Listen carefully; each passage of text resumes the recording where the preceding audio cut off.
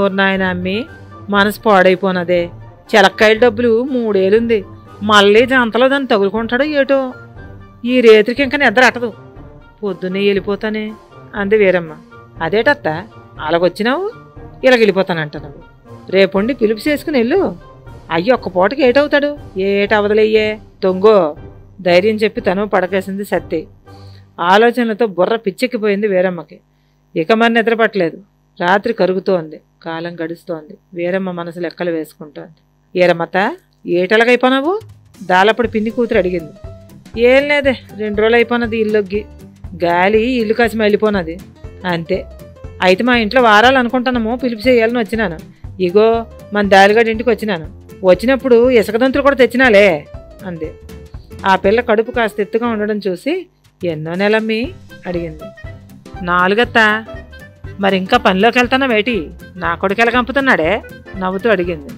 తప్పదులే అత్త, పొదుపుల్లోన 10,000 అప్పులు అయిపోను తీరసాలి. పంచలో కూర్చుంటే పాచికి పారే కాలం కాదు. మరేం చేస్తాం? నేను వెళ్తే నెలకు 5,000 వస్తాయి. 4 నెలలు కదా, పర్లే అందారు. అంతేలే, కూర్చొని తిందుమంటే దాచిన కుందులేట్లేవు. నేను నీలాగే నా 2వ కొడుకప్పుడు 8వ నెల దాకా ఇటుక పనికి వెళ్ళినాను. ఏడు చేస్తాం అంది వీరమ్మ. అని ఒంటి బలం నాకెక్కడదిలే. మామని కాలెత్తి ఒక్కడ తన్నినామంటే సరి దెబ్బగా పిచ్చిరాములు నొగ్గి అతడు నవ్వింది ఆ పిల్ల. వీరమ్మ చెవులు చేటలైపోయాయి. ఆ పిల్ల నోటమ్మట కూడా ఈ పిచ్చిరాములే అంటే మా అయ్య ఈ వయసుకు కూడా ఒగ్గలేదన్నమాట. ఎండు తాటాకు అంటుకున్నట్టు సర్రమని మంటెత్తిపోయింది వీరమ్మ మనసు. ఏటే అమ్మే అంటున్నావు? ఆ పిచ్చిరాములమ్మ ఇంకా ఇష్టాపుకు ఉన్నదేటే రహస్యంగా అందే. ఎందుకు లేదు? అదిగో ఆ సైకిలోడే దాని మర్ది. అట్టుకొని ఆడిని 4 పీకేవంటే అది ఇప్పుడు ఎవరితో ఉందో ఆడే కక్కుతాడు. నేను చెప్పానని సర్పకు, నన్ను దంచేస్తాడు. వేరంగా వీరమ్మని దాటి వెళ్ళిపోయింది ఆ పిల్ల. లోపలే పళ్ళు నూరుకుంది వీరమ్మ. సైకిల్ మీద వెనక్కి స్టీల్ క్యారేజ్ కట్టి పనిలోకి వెళ్ళిపోతున్నాడు అప్పన్న. ఆడి పెత్తల్లి పారమ్మ మనవడే గంగులోడు. ఆడికి మన దాలప్పటికే పడదు. వెళ్తున్న సైకిల్ని చేత్తో ఆపుతూ, ఆగాగు నాయన, చిన్న కౌరు చెప్పాలా అంది ఏరమ్మ. ఎవలమ్మా సైకిల్ ఆపాడు. పిచ్చిరాములు మధ్యవేనా నాయన? ఏం అరగనట్టుగా అడిగింది.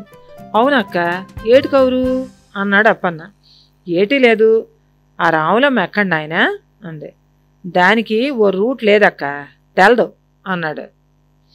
ఏట్రా నీకు తెలదు? చెప్పినావా చల్లగా ఉంటావు. చెప్పవా సావంటే ఏటో చూపెత్తాను. అంత పాట ఎందుకు గాని అది రూట్ అయిందని నేను అడగలేదులే. ఇప్పుడు ఎవరితో ఉంది అది చెప్పు శానా అంది ఏరమ్మ. అదేం మాటమ్మా, ఏదో ఆడకూతురమని ఆగాను. ఇబ్బంది నాకేడు తెలదు. ఒగ్గబమ్మ ఒగ్గు, పనిలోకి పోవాలా, నన్నేంటి డబ్బా వేస్తావు అన్నాడు అప్పన్న. ఏట్రా నీకు తెలియంది? మరేదగా చెప్పినావా సరి, కానీ రానిరా విషయం రాని నా కొడక ఉగ్రంగా అంది. బాగుందమ్మాయి, నన్నేడు దబాయిస్తానవు. అది మా సెడ్డ దూకుడిది. అది ఎప్పుడు ఎవరితో ఉంటుందో నాకేటేరుగా, దానికే తేలదు. నోటుకొచ్చినట్టల్లా నీకు అటు మీద బాగోదు. సైకిల్ ఎక్కాడు. అది దూకుడుదని తెలుసు, నువ్వు దానికి బాకరవని నాకు తెలుసు. ఇప్పుడు చెప్పు, తేలిపోవాలా? అటుపైనే నువ్వు వెళ్ళాలా గొంతు పెంచుతూ అంది. నలుగురు పోగయ్యారు. ఈరిగాడు కూడా వచ్చాడు. ఏటక్క, వీడితో నీకు పనేటే? నీకు సొట్లు కావాలంటే నాతో చెప్పచ్చు కదా. ఏటన్నా, సొట్లకు మా గొప్ప బేరమ్మ రాజు మా అక్క ఏదో అనబోయాడు. ఆగహే, సొట్ట అన్నామంటే నేను చుట్టిగలను ఏటనుకుంటానవో. ఆ పిచ్చిరాములకు చెప్పు, ఏరమ్మతో ఎవ్వరం అంత తేలికేటి కాదు. యాదవ సోదలు పెట్టిందంటే సెండిగలను. చెప్పరా నా కొడక, ఈ ఏరమ్మ మామూలుది కాదు, మా అంకాళి. సగం అర్థమైంది జనాలకి. పుసుక్కుని నవ్వాడు నాది తాపి మేస్త్రి. అదే సంగతత్త, మాయి మంచి జోరు మీద ఉన్నాడనమాట నవ్వుకుంటూ అన్నాడు. నలుగురు నవ్వారు. ఉంటాడ్రా, నమ్మాను కదా, ఉంటాడు. ఏమి నాయనా ఈ మధ్యన ఒప్పించేడేటి ఆశ్చావక అడిగింది. లేదులే అక్క, నువ్వెళ్ళు అన్నాడు ఆది. ఏంట్రా లేదు లే అంటబెటి? పిచ్చిరాములతో కలిసి ఏడన్నా ఒప్పిస్తే నాకు ఒక్క మాట చెవులో నెయ్యి నాయన. ఏటంత బేటి? ఈ పాలు టౌన్కి వచ్చినావనుకో, నీకు మంచి చేపల పులుసు ఎడతాను. ఏటంతవు? రాజీకి వచ్చేసింది. అలాగేలే అక్క, రేపొద్దున అన్నాడు నోరు తడుపుకుంటూ. రేపేయాలరా, మంగళవారం రారా అయ్యా, వారాలు చేస్తాను. అదే పిలుపులకు వచ్చినాను మన దాలిగడి ఇంటికి. ఇసుక దొంతులతో కూడా తెచ్చినాను, శరక్కాయలు తెచ్చినాను. రేత్రికాడ మాటల్లో ఇప్పించిన వాళ్ళమ్మ ఆపడింది. నిప్పులేందే పొగరాదు కందరా. అలాగైతే నీ గురించి చెప్పుకోవచ్చు కందా. చచ నాకేటి పనక్క, నీ అమ్మి చాలా మంచిది. టపక్కు నోరు జారేశాడు. అవునరా ముష్టిగొల్లిగా, అయితే నేనే నేటి మంచిదని గాను, అందుకే నేటి మీ బావ రాములను తగులుతాడు. అరచేత్తో ఆదిగాడి వేపు మీద శక్తి కొద్దీ చరిచింది వీరమ్మ. పులుసు పేరెట్టి చంపేసినావే అక్క, అసలే ఇయ్యాల బాడా మీద పనుంది, బాధగా తడుముకుంటా అన్నాడు ఆది. ఏటనకనాయన, ఆ రాములు కాదు గాని రేత్రి నుంచి తగులే. ఆ బాపనయ్య ఏ ముహూర్తం పెట్టినాడో ఏటో, అన్నీ తగులే. దాని జమ్మడిపోను మెటికలిరిచింది. ఆ 5 పదులు దాటిన స్త్రీ మనసులో గొప్ప కల్లోలం. భర్త తన సొత్తు, దాన్నెవ్వరూ ముట్టుకోకూడదు, ఆమెకే సొంతం, అదే ధీమా. దాంతో నిశ్చింతగానూ ఉండలేదు, అలాగని తగుపడుతూనూ బతకలేదు. ఆ పిచ్చిరాముల గోల అబద్ధం అని ఎవరైనా చెప్తే చాలు, వీరమ్మ మనశ్శాంతిగా ఉంటుంది. అయితే ఆ మాట మాత్రం ఎక్కడా వినబడ్డం లేదు. తేలుకొండిలా డౌట్లు, మిన్నకొండలేని మనసు. ఏం చేస్తుంది? ముదురు వయసులో ఈ బుద్ధేటి? మొగుడు గురించి ఆలోచిస్తోంది వీరమ్మ. మొగోడు 10 కొంపలకి వెళ్తాడు, ఆడికి అదో రోగం, మందులు లేని రోగం. ఆ దిక్కుమాలిందాయి కొండద్దు బుద్ధి, ఆడదాయి దీనికి ఉండాలి. ఎప్పుడే రంగు పడితే ఆ రంగు వేసుకోవడానికి ఆడదాయేటి గోడ నిట్టూర్చింది. ఏం చెప్పగలదు? ఆ మాయదారిది ఎక్కడ తగిలిందో. నిస్సత్తువుగా కిల్లి కొట్టు దగ్గర కూర్చుండిపోయింది. పాపం మన వీరమ్మ మంచిదే గాని కొంచెం కోపం ఎక్కువ. చెడాలమని మాట నేసది, అదైతే మాట పడదు. ఆమె మొగుడు సటుక్కుని పాగా తవ్వాలు భుజాన వేసుకుని బయటికి పోతాడు. అదిగో అలాటప్పుడే ఈ మొండపాప తగిలినట్టుంది. అదేటి తనకంటే బాగుంటుందా ఏటా? బాగుంటే ఎవడికెక్కువ? కాపరాలు కూలిస్తే ఎవ్వులు చూడరు. లోలోన మండిపడింది. ఆలోచనలు మాత్రం గిరగిర తిరుగుతున్నాయి. అసలు ఎక్కడిది సంతకోలా? అత్త ఏటి మళ్ళా సీరియస్ అయిపోనావు? మాయి గుర్తుకొచ్చాడా? దాలప్పుడు తలకొన్న చుట్టుకున్న తువ్వాలు తీసి దులుపుతూ అన్నాడు. మాట్లాడలేదు వీరమ్మ. ఇప్పుడు పొగిరి వెళ్ళిపోతాను రా, వెళ్ళి సాయంకాలానికి టౌన్కి వెళ్ళిపోతాను. ఇవాళ శుక్రవారం, మంగళవారమే కదా వారాలు, పనులన్నీ పోగుపడ్డాయనుకో పరగ్గా చెప్పింది. పనులేటత్తా, మీ అమ్మ తోడొస్తుందిలే, జమాయించి కొట్టి పడద్ది, నీకెందుకు గాబరా? పొగిరెళ్ళి రేత్రికొచ్చి రేపు తెల్లారి ఇంటికి వెళ్దులే అన్నాడు దాలప్పుడు. లేదురయ్యా వెళ్ళాలా, మాయదారి రోగం వచ్చి ముంచేసింది కాదు, నా ఉసురు పోసుకుని ముట్టేసి ఊగుతాంది విచారంగా అంది వీరమ్మ. అదేటత్తా అలాగంటావు? నిజానిజాలు లేవేటి? ఏది నిజమో కాదో చూసి అప్పుడు అనుకోవాలా అన్నాడు.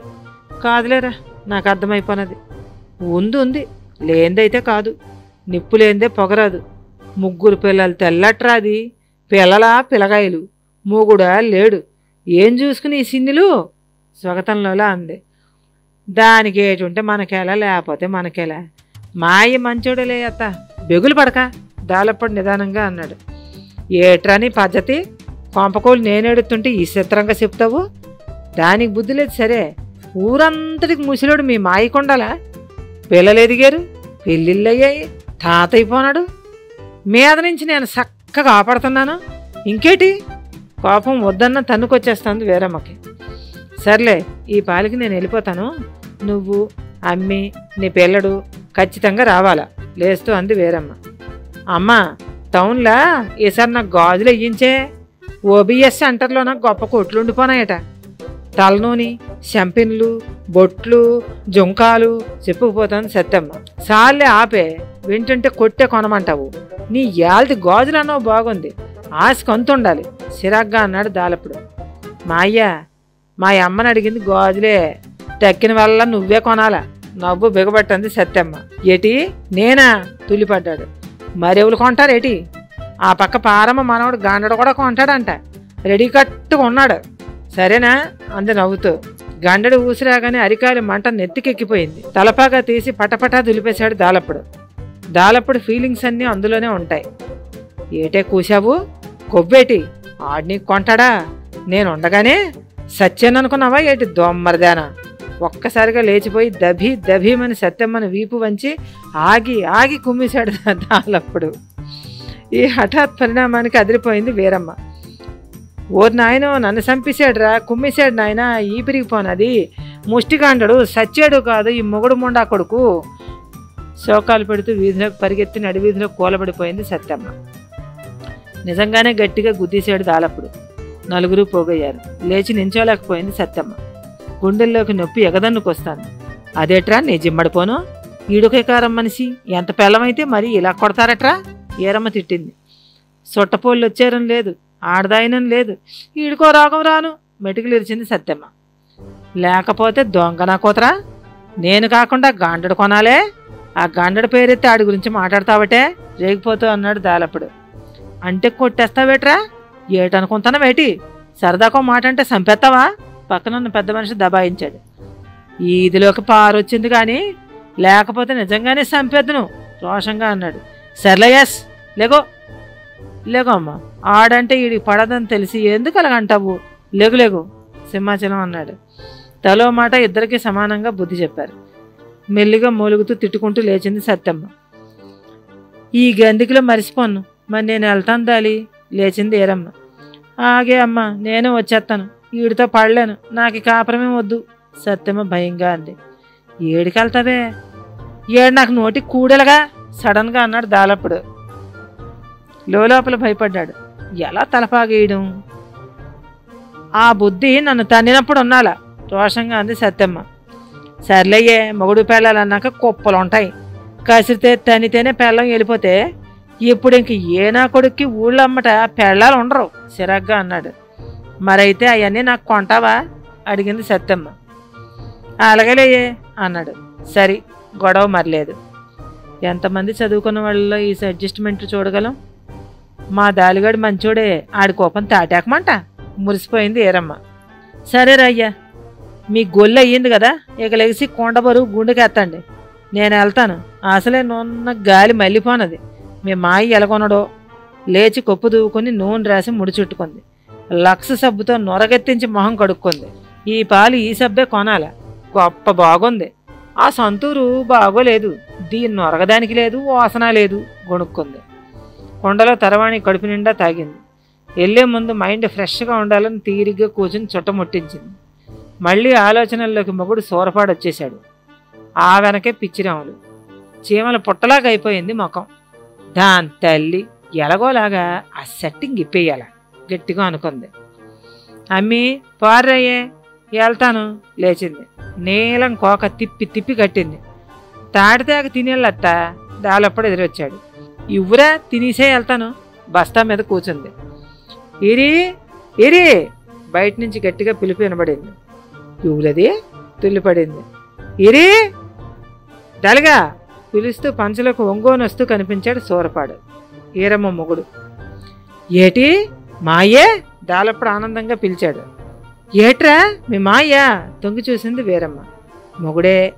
ఆవిడ మొహం వెలిగిపోయింది.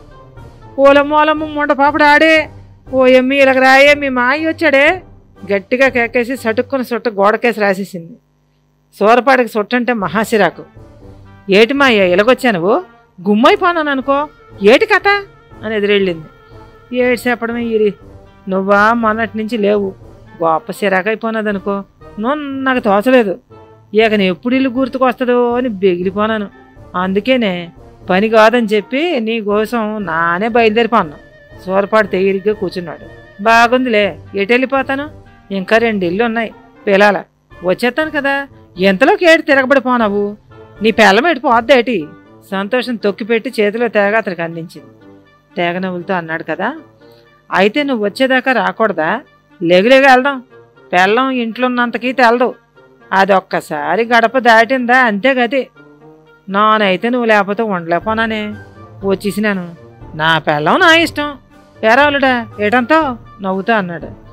గదే మరి, నీ కూతురు ఇందాక అదాటుకు ఒక దెబ్బేశాను అంతే, వెళ్ళిపోతానని రేగిపోయిందనుకో, అది లేని ఇంట్లో నేనుంటానేటి. డాలప్పుడు మాటలు కట్టు ఏరమ్మ ఇటు సత్యమ్మ మురిసిపోయారు.